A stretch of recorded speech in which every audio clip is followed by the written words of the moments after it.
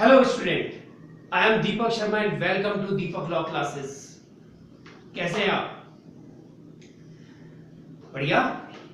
Okay, आज IPC का chapter number 20, जी हाँ, ऑफेंस रिलेटिंग टू मैरिज हम लोग आज स्टडी करेंगे। Offence relating to marriage. Offence relating to, offences relating to marriage. जी हाँ, सबसे पहले हमें यह देखना है चैप्टर नंबर 20, चैप्टर नंबर 20 जो कि बताता है offences relating to marriage.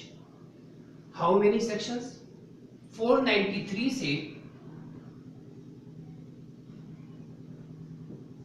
498,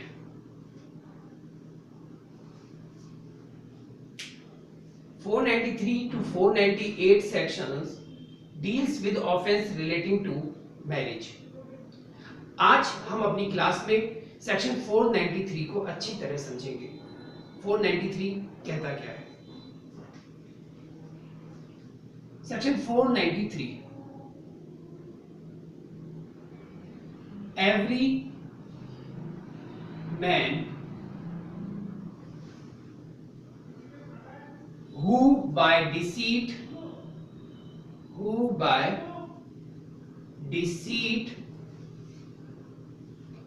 causes any woman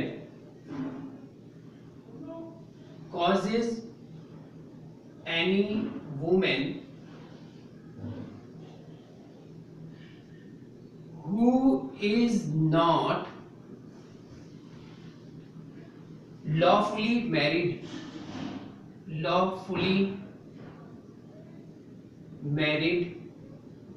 to him, to believe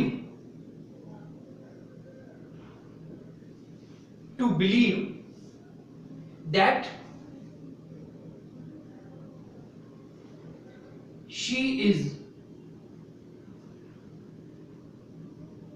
lawfully married to him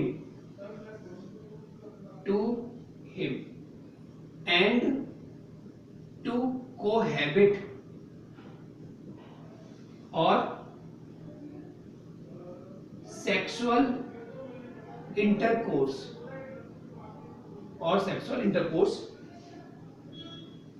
with him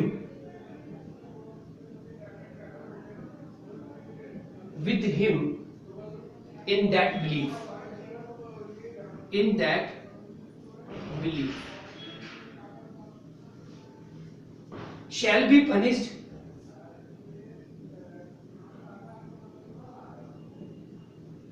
imprisonment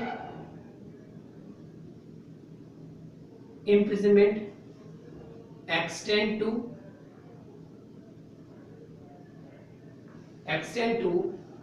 10 years and fine। ये है सेक्शन 493। अब इस सेक्शन में इंपॉर्टेंट कीवर्ड्स क्या है?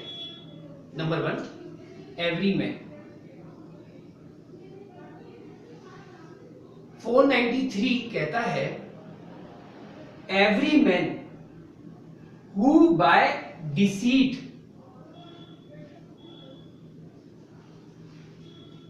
कोई भी पर्सन नहीं है, इसे एवरी मैन, एवरी पर्सन नहीं है। तो इसका मतलब ये हुआ कि 493 में offender always man, every man who by deceit, प्रवंचना देके, causes any women who is not lawfully married, this is also an important point, to him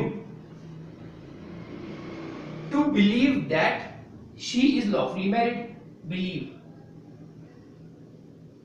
It is also an important point in this section.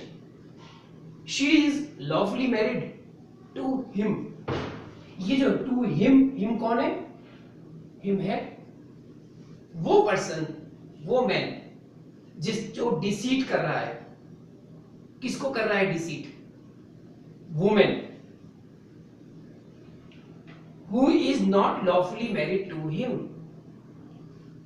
इस man ने इस women के साथ lawfully married नहीं की है, लेकिन उसने उसको विश्वास दिलाया, believe that she is lawfully married to him. उस आदमी के साथ उसकी लॉफुली मैरिड हो गई. And it is very very very important and to cohabit or sexual intercourse with him in that belief. इस सेक्शन का जो कंक्लूजन निकल के आ रहा है, क्या कह रहा है? वो ये कह रहा है कोई भी आदमी जब किसी औरत को, वुमेन को deceitfully inducing, deceitful उस वुमेन के ये विश्वास दिला देता है कि उसके साथ जो मैरिज हुई है वो लॉफुली मैरिज करा है उसने. ठीक है. deceitful induces that woman that both are coupled under lawfully married. and का मतलब है और, हिंदी में बोलते हैं और इंग्लिश में जो और है उसका मतलब है अथवा, ये या ये. लेकिन एंड लिखा है इसका मतलब है कि वो मैन उसको डिसीटफुली इंड्यूसेस कर रहा है, उसे विश्वास दिला रहा है कि लॉफुली मैरिज हो गई है और टू कोहैबिट और सेक्सुअल इंटरकोर्स भी करेगा वो with him in that belief. उस विश्वास में आके वो वुमेन उस आदमी के साथ सेक्सुअल इंटरकोर्स भी करती है, जबकि दोनों के बीच में लॉफुली मैरिज नहीं हुई. ऐसी ऑफेंस हो जाने पर उस आदमी को पनिश किया जाएगा, imprisonment extend to 10 years and fine. उसका पनिशमेंट क्या है? Extend to 10 years and fine. अब यहां एक क्वेश्चन बच्चों के दिमाग में ये जरूर आ रहा होगा कि फाइन, तो फाइन कितना फाइन? तो आपको मैं बता दूं, फाइन को समझने के लिए जिस किसी ऑफेंस में फाइन दिया हुआ है कि 5,000 रुपीज अप टू 10,000 रुपीज, तब तो कोई प्रॉब्लम नहीं है. लेकिन जब ये लिखा हुआ हो कि इतना पनिशमेंट एंड फाइन, तब ऐसी सिचुएशन में दोस्तों आपको ये पता होना चाहिए कि section 63 of IPC, section 63 of IPC क्या कहता है? सेक्शन 63 ऑफ आईपीसी कहता है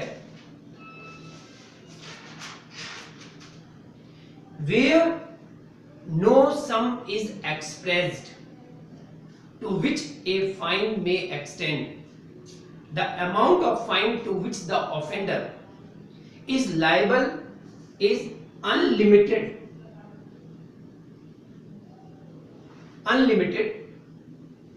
but shall not be excessive.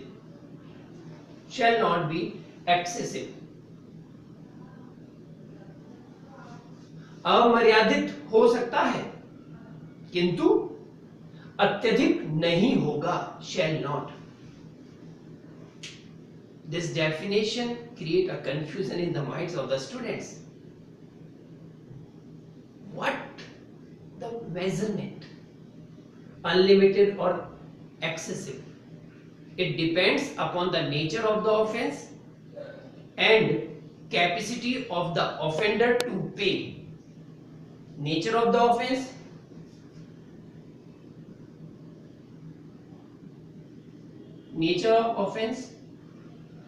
and capacity of the offender.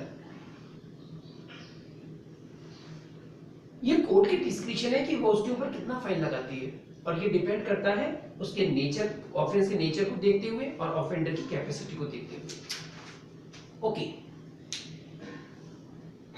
Section 493 में वर्ड आ रहा है एवरी मैन।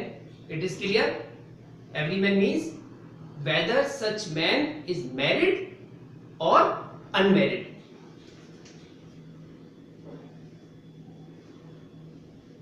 मैरिड भी हो सकता है वो मैन और अनमैरिड भी हो सकता है।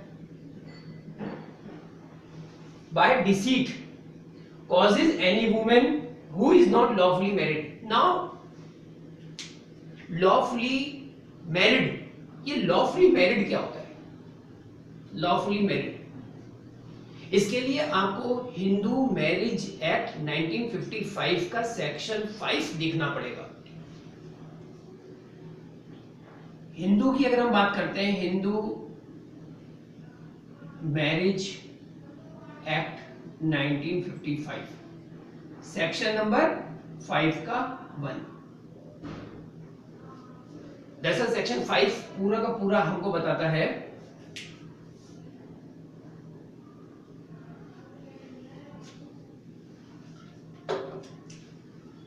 सेक्शन 5 कहता है कंडीशंस ऑफ हिंदू मैरिज। जब हम हिंदू लॉ सब्जेक्ट पढ़ेंगे तो उसमें हम बहुत अच्छे से समझेंगे और ज्यादा। फिलहाल अभी मैं आपको केवल 493 में ये समझाना चाहता हूं कि लॉफुली मैरिड हिंदूज के लिए हिंदू मैरिज एक्ट 1955 के सेक्शन 5 में कंडीशंस दी हुई हैं, और जिसमें से एक कंडीशन ये है कि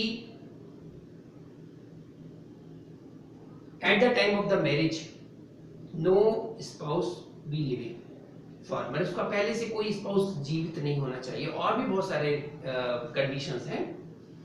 सेक्शन 5 लॉफुली मैरिड की बात करता है। इसी तरह से सेक्शन 7 में ceremonies of for a Hindu marriage,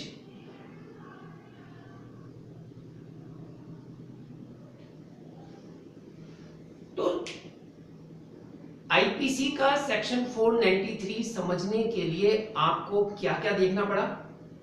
IPC का सेक्शन 63, हिंदू मैरिज एक्ट भी आपको खोलना पड़ गया, सेक्शन 5 और सेक्शन 7 को भी हमने देख लिया। एक चीज और है, और वो है सीआरपीसी का सेक्शन 198(1). सीआरपीसी सेक्शन 198 का 1। जी हां, सेक्शन 198 का 1 ये कहता है no court shall cognizance of an offence punishable under chapter 20 IPC.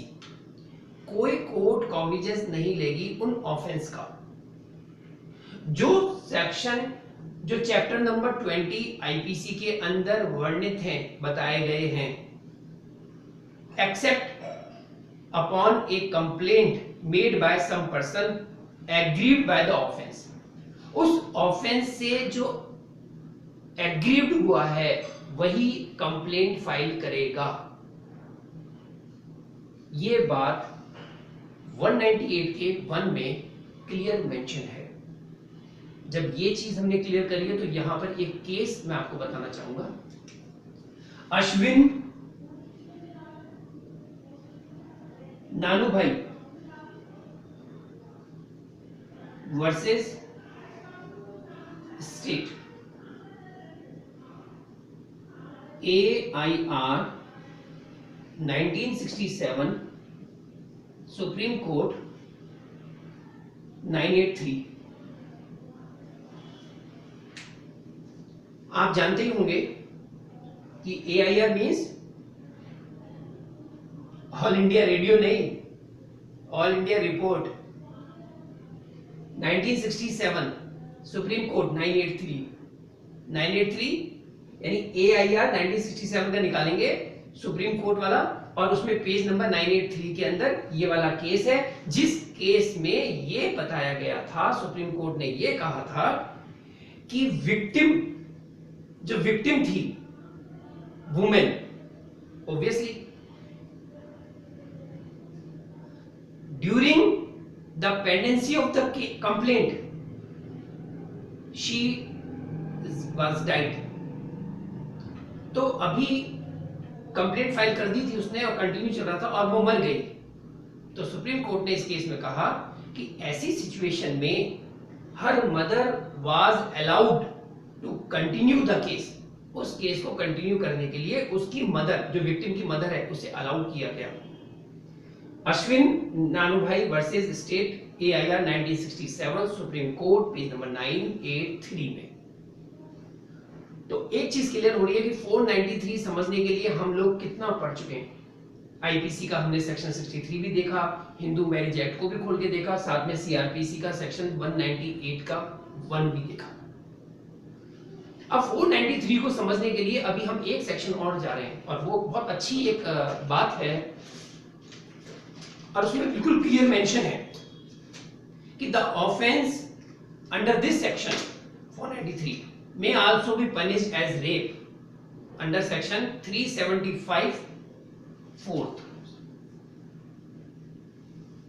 375 का 4।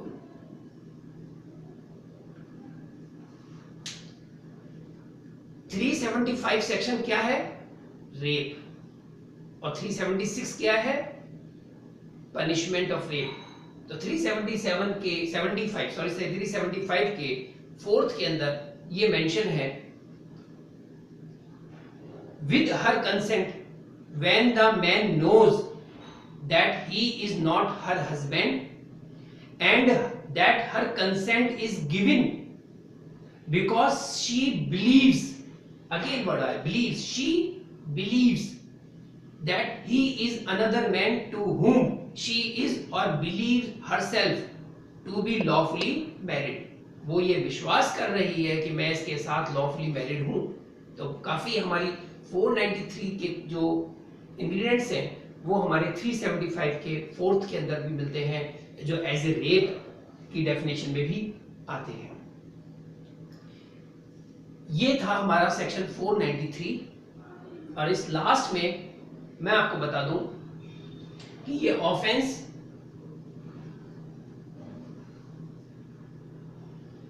Is non cognizable,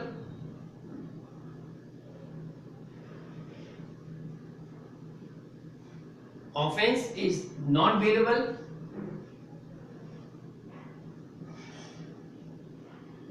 and third is not compoundable.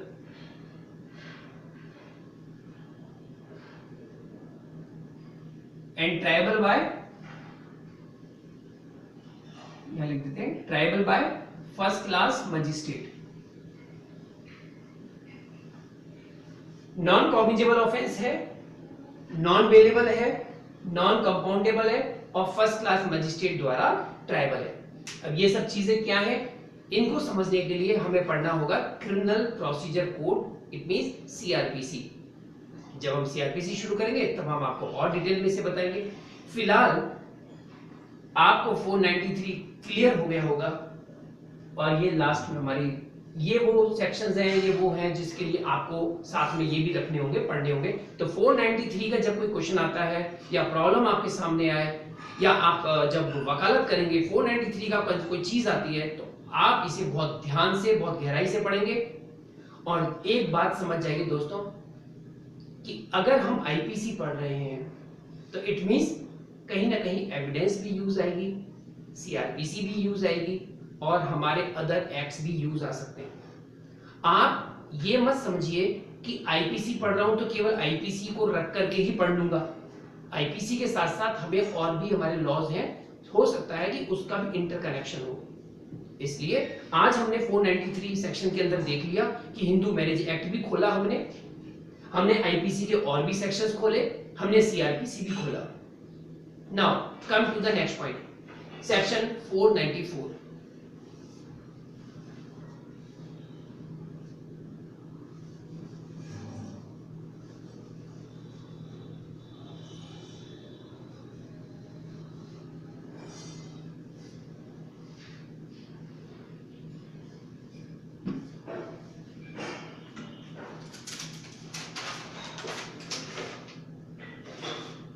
494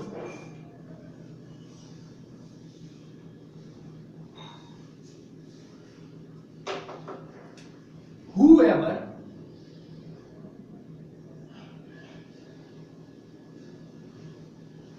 having a husband or wife living,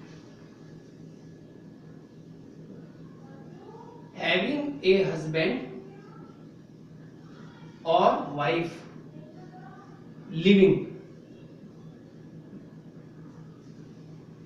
marries in any case, marries in any case in which such marriage is void, in which such marriage is void, in which such marriage is void by reason of its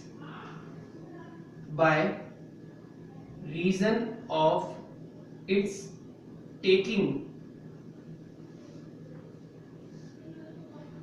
place during the life of such husband, during the life of such husband or wife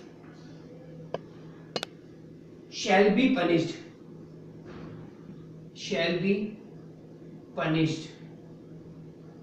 कैसे punished होगा? imprisonment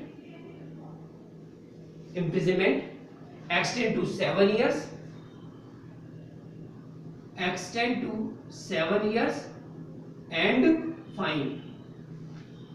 section 494, जी हाँ, और इसमें 2 exception भी है।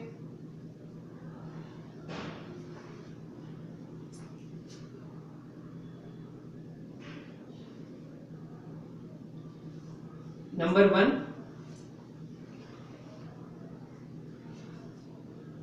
This section, चलिए exception मैं आपको अभी थोड़ी देर में बताऊंगा, पहले आपको मैं ये सेक्शन क्लियर कर देता हूं। देखिए 494 बात करता है बाइगेमी की।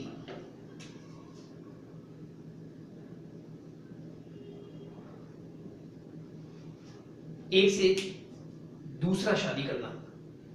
Whoever, जो कोई, having a husband और wife, husband और wife, इस लैंग्वेज से ये चीज क्लियर हो गई कि वाइफ भी पनिश हो सकती है 494 में। Whoever having a husband और wife living, अब देखिए हैविंग हस्बैंड और वाइफ लिविंग, ये जो वर्ड लिखा है जिसे हमने अभी रेड सर्कल किया, इट इज वेरी इंपॉर्टेंट। और यही चीज 494 को समझने के लिए अब हम कौन सा एक्ट खोलेंगे? Hindu marriage act, section number 5। Yes, section number 5 वापस आ गया, हस्बैंड और वाइफ लिविंग। और सेक्शन 5 का 1 बिल्कुल क्लियर करता है, neither party has a spouse living at the time of the marriage. यानी कि जो कंडीशंस बताई है उसमें ये लिखा हुआ है कि at the time of the marriage दोनों पार्टीज के कोई भी स्पाउस जीवित नहीं होने चाहिए। तो whoever having a husband और वाइफ लिविंग, और ये 494 क्या कह रहा है? अगर किसी का हस्बैंड या वाइफ जीवित है, marries in any case husband और wife, in which such marriage is void by reason of its taking place during the life of such husband or wife, during the life of, जी हाँ, आपके husband जिंदा है या wife जिंदा है, आपने दूसरी शादी कर ली और आपकी मैरिज हो जाएगी void during the life। अब void हो जाएगी, यस। ये वाली बात के लिए हम लोग हिंदू मैरिज एक्ट को फिर देखेंगे, और इस बार हम देखेंगे सेक्शन नंबर 11। सेक्शन 11 क्या बताता है? सेक्शन 11 बात करता है वॉइड मैरिजेस के बारे में।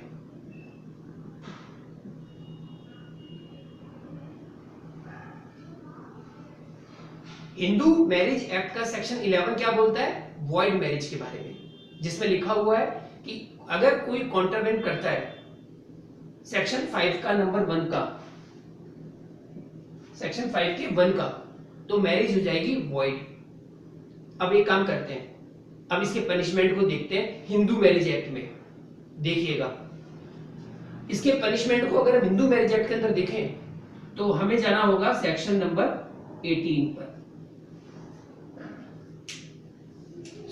सॉरी सेक्शन नंबर 17 पर।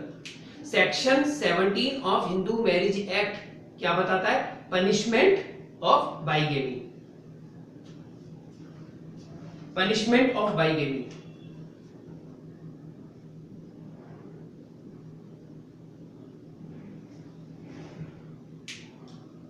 इसका पनिशमेंट क्या बताया गया है? जब हम हिंदू मैरिज एक्ट का सेक्शन 17 देखेंगे तो उसमें साफ साफ लिखा हुआ है कि पनिशमेंट होगा इसका 494 आईपीसी के अकॉर्डिंग। तो इसका मतलब ये हुआ, अगर हिंदू मैरिज एक्ट को जब हम पढ़ेंगे तो हम सेक्शन 5 का 1 देखेंगे, हस्बैंड या वाइफ किसी के जिंदा रहने पर भी अगर आप दूसरी शादी करते हैं, आपने ऑफेंस कर दिया बाइगेमी का और आपकी मैरिज हो गई वॉइड सेक्शन 11 में, और सेक्शन 17 के अंदर पनिशमेंट है, जिस पनिशमेंट के लिए हमें जाना पड़ेगा आईपीसी के सेक्शन 494 में। तो दोस्तों 494 पढ़ रहे हैं, साथ में हम क्या पढ़ रहे हैं? हिंदू मैरिज एक्ट भी हमारा क्लियर होता जा रहा है। अब मैं आपको लेके चलता हूं एविडेंस एक्ट पर। जी हां, आईपीसी का सेक्शन 494 जब आप पढ़ेंगे तो आपको ये भी पढ़ना होगा कि एविडेंस का सेक्शन नंबर 50 क्या कहता है। एविडेंस का सेक्शन नंबर 50 क्या कहता है? सेक्शन 50 बताता है opinion on relationship, opinion on relationship. Section 50 जब हम लोग एविडेंस एक्ट पढ़ेंगे तो उसमें ओपिनियन एक्ट की बात आती है कि अगर कोई मेल फीमेल, एक आदमी एक औरत अगर कंटिन्यू ऐसे रह रहे हैं और सारे कस्टम्स को निभा रहे हैं जो भी हस्बैंड वाइफ के होते हैं और साथ साथ रह रहे हैं, तो ओपिनियन ली जाती है कि हस्बैंड वाइफ है। लेकिन सेक्शन 50 के प्रोविजो में बिल्कुल क्लियर दिया हुआ है, बिल्कुल क्लियर, कि opinion shall not be sufficient to prove a marriage in proceeding. Opinion shall not be sufficient in proof a marriage is proceeding under section 494, 495, 497 and 498 IPC। यानी कि 494 समझने के लिए हमें एविडेंस एक्ट का सेक्शन 50 भी पढ़ना होगा। और एक्सेप्शन की जब बात आ रही थी, 2 एक्सेप्शंस हैं इसमें, मैं आपको वो क्लियर कर दूं कि देखिए नंबर 1, हस्बैंड वाइफ के होते हुए अगर वो दूसरी मैरिज करता है, और एक्सेप्शन यहां पर नंबर 1 ये है, अगर आपकी जिसकी मैरिज वॉइड डिक्लेयर हो चुकी है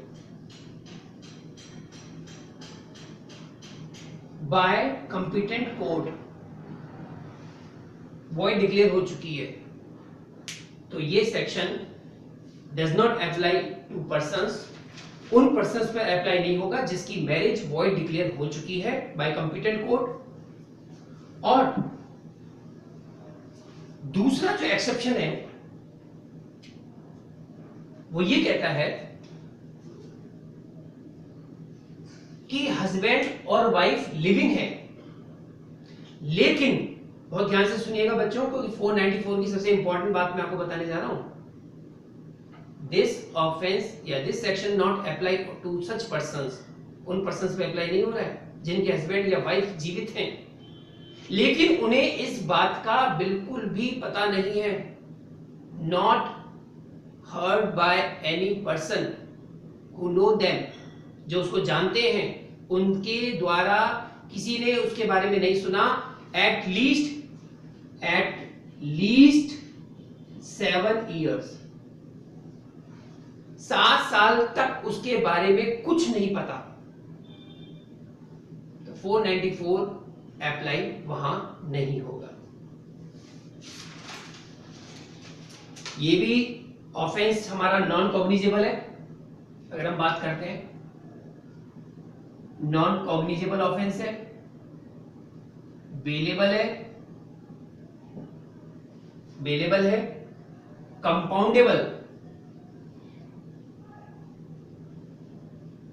कंपाउंडेबल है, लेकिन कब है? जब court permit they they, when permitted by the court, और ट्रायबल बाय वही फर्स्ट क्लास मजिस्ट्रेट। ये था 494, और अब हम सेक्शन चलते हैं 495 के पास।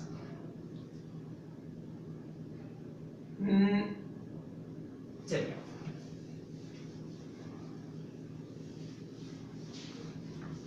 फोर 495 सेक्शन पढ़ने के लिए, समझने के लिए आपको 494 समझना जरूरी था। क्यों था अभी क्लियर होगा। 495 कहता है whoever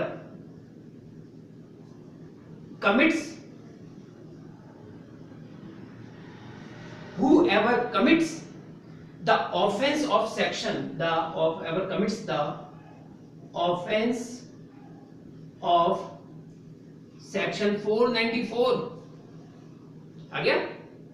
वैसे तो एक्ट में लिखा हुआ है last preceding section means 494। whoever commits the offense of section 494 having concealed the former marriage, concealed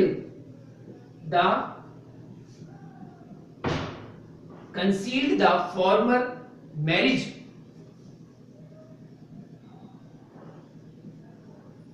from the person with whom he contract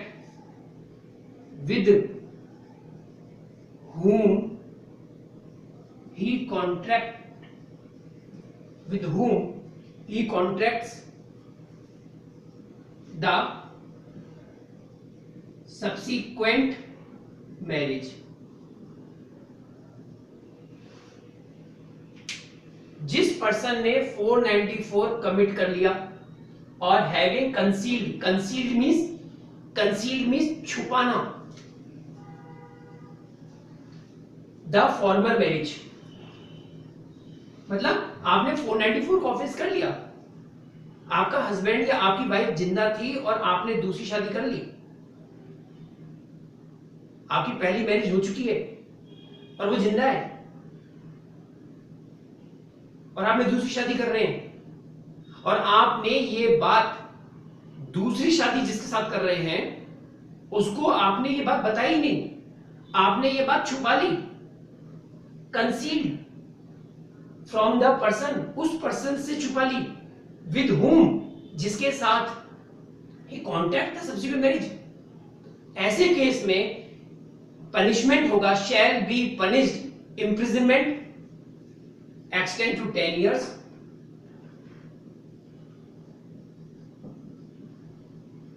and fine।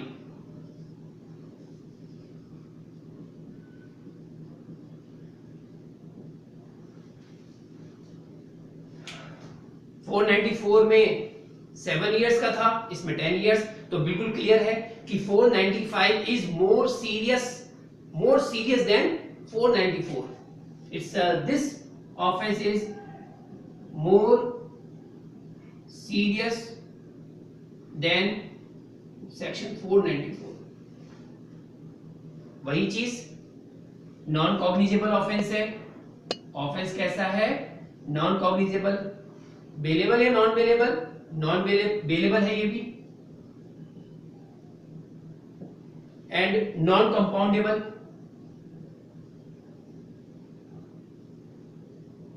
और tribal by first class magistrate. तो ये थी आज की क्लास में हमारे 493, 494, 495, 6, 7, 8 हम अपनी नेक्स्ट क्लास के अंदर कंटिन्यू करेंगे। तो दोस्तों, जैसा कि हम हर बार करते हैं, क्लास आज की हम नक्शल कंप्लीट करके लास्ट में हम देखें आज हमने क्या क्या पढ़ा। आज हमने सेक्शन 493 पढ़ा ऑफ आईपीसी, और इसके लिए हम चले गए। चलिए इसको हम एक बार फिर रोकते हैं। हमने 494 पढ़ा और 495 पढ़ा। इन सेक्शंस को समझने के लिए हमने और क्या क्या देखा। हमने पढ़ा Hindu marriage act 1955, evidence act 1872, और हमने आईपीसी के सेक्शंस 63 को भी देखा। हमने 375 का 4 भी देखा। 4 मतलब ऐसे नहीं, ओके, फोर्थ। हमने सीआरपीसी के सेक्शन 198 का 1 भी देखा।